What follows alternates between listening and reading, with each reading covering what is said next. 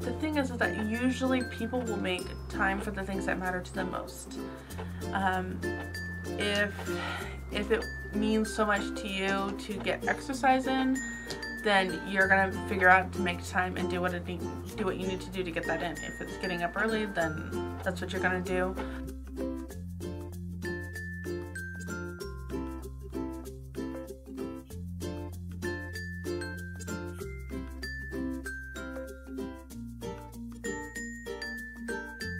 Back to my channel, and this video I'm going to be sharing with you how I make time to read.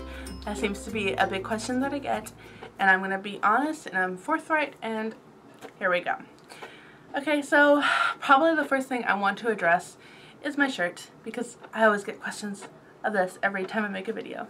So my shirt basically says, I wanted to go jogging, but Proverbs 28:1 says, the wicked run when no one is chasing them.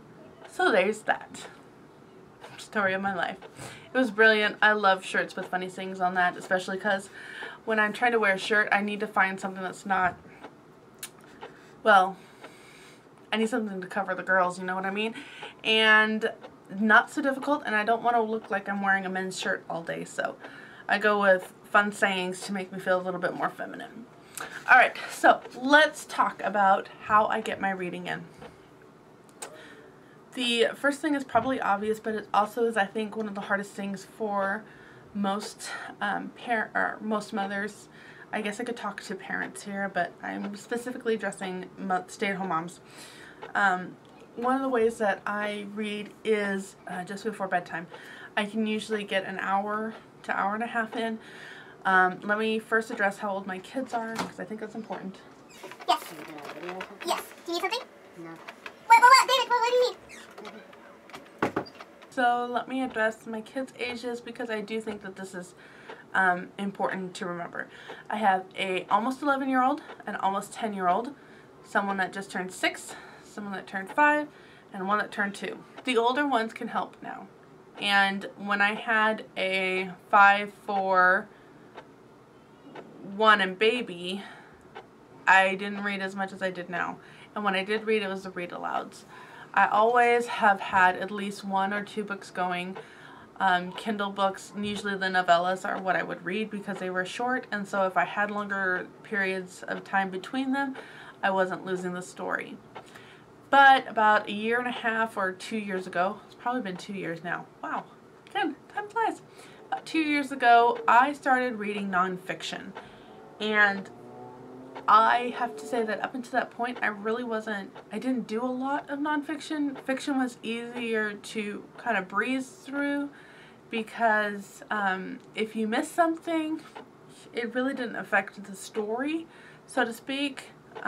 You can usually pick it up and continue on. That's one reason why, as a younger mom, I really enjoyed fiction versus nonfiction. As I was reading more nonfictions, my reading started slowing down. And in the past, so that was about 2 years ago, but in the past year, I've really been picking up on my fiction reads again. There's a lot of books that I had wanted to do, and then I ended up in a couple of book clubs even when I hadn't really meant to. And I also broke free of only reading Christian fiction. I wouldn't have been able to do that a while ago. I wouldn't have been strong enough to be able to do that, and it would have been really hard. So I'm sharing that because, okay, now I have older children, now I'm a little bit stronger of a person, and now let's get into making time for this. So I normally do the big bulk of my reading after the kids go to bed. They help with the chores. We get done with a lot of things before bedtime, and of course there's some things that I do, but I try to make sure that most of the chores are done before the kids go to bed, so that I have that downtime. I'm also going to be completely honest with you, and sometimes it means I don't read the Bible every day. That's not something I recommend. I'm trying to do better at that. I actually had somebody, I think it was in January, reach out to me and said, hey, do you want to be part of this Bible study text group that we would just text each other each morning and kind of share a verse. And I jumped on that because I was like, okay, I'm going to be held accountable. And I was doing so good with that. And then I would say in the last month and a half, once school ended, I kind of started falling behind. So again, that accountability is holding me to making sure that I do it. But I've also learned that I don't necessarily like to do it in the evenings because it's completely opposite of what it used to be. I used to be able to think better in the evenings, but as I've had more kids and more responsibilities, I kind of need to unwind in the evenings, not wind up. And the good thing about reading the Bible is that I really start thinking and I want to grow. And so if I do that just before bed, a lot of sleep doesn't happen. So that's why I stopped reading at night, and that's how I'm getting more of these other books read. The flip side to that is that I need to make more time in the morning so that I am reading my Bible. That's going to probably be in a whole other video again. It's a season of life that I'm trying to fix right now. But this video is about how I make time, and I don't want to go too much into that, but I did want to be honest with you about that. So I make time in the evenings. Again, I can usually get between 1 and 1.5 hours, and when you're a fluent reader, those muscles are strengthened, and you can, I can knock out a good, let me try to get, I'm in my kids' room, and so I can see a book pretty easily.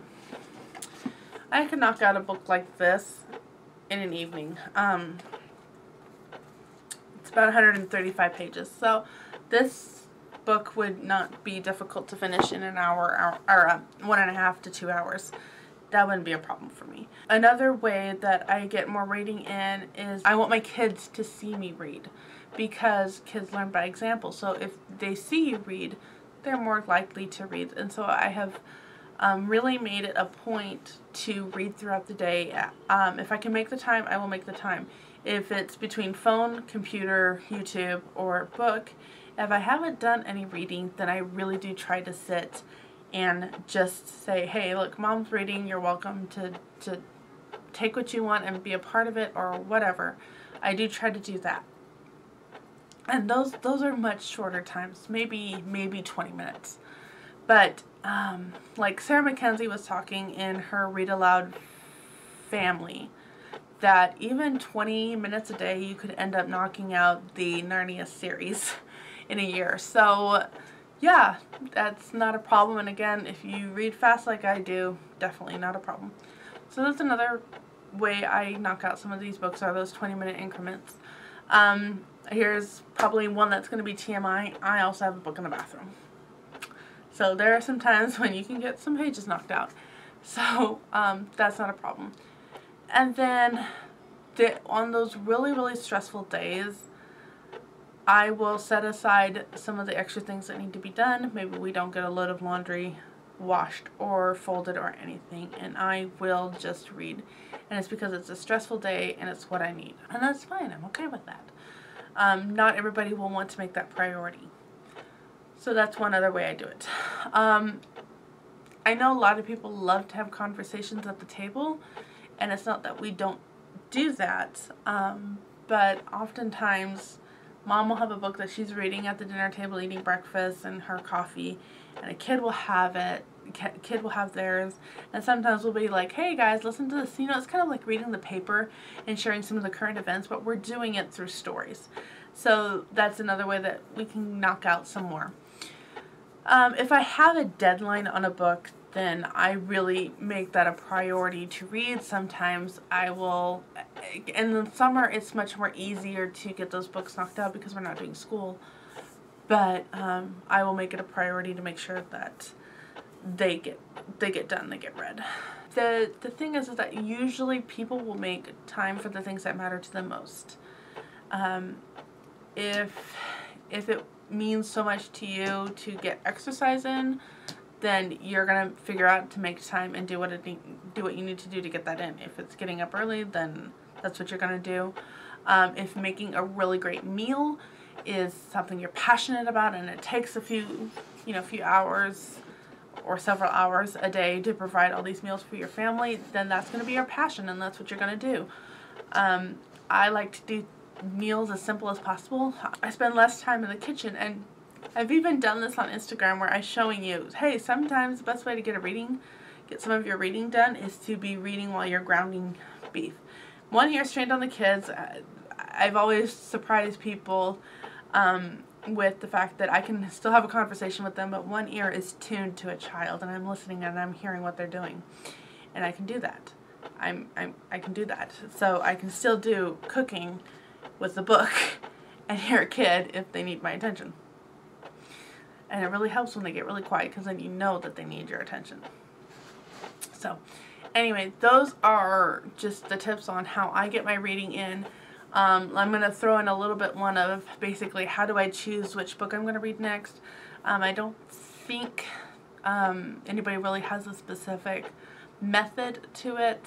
Right now, if I'm in a thrift store or something and I see something that catches my eye that I really want to read, I will, you know, pick it up for 50 cents or $1, and it ends up in a stack, and I have like 3 stacks going right now. I have children's books that I want to read to see if they're worth keeping. I have adult books that I'm trying to read to see if they're worth keeping, and then I have a nonfiction stack. And I usually have a rotation of those 3. And what I've been trying to add into that is more like spiritual, devotional type books, which I kind of cut out for a while because I was getting really bored. I'll be honest. Some of the content out there, I really have to scratch my head. It's either over spiritualized to the point where you're like, okay, you're really embellishing that, or there isn't anything to it and I needed something to it. So anyway, that's really how I choose my book. Also, sometimes I'll choose it based on if somebody is like, hey, have you read this book? And I was like, well, I have that in my stack. Let me do that next so I can get that done. So anyway, alright, I hope this video was helpful for you. Thank you so much for watching. I will see you next time, but until then, have another cup of coffee and read another chapter.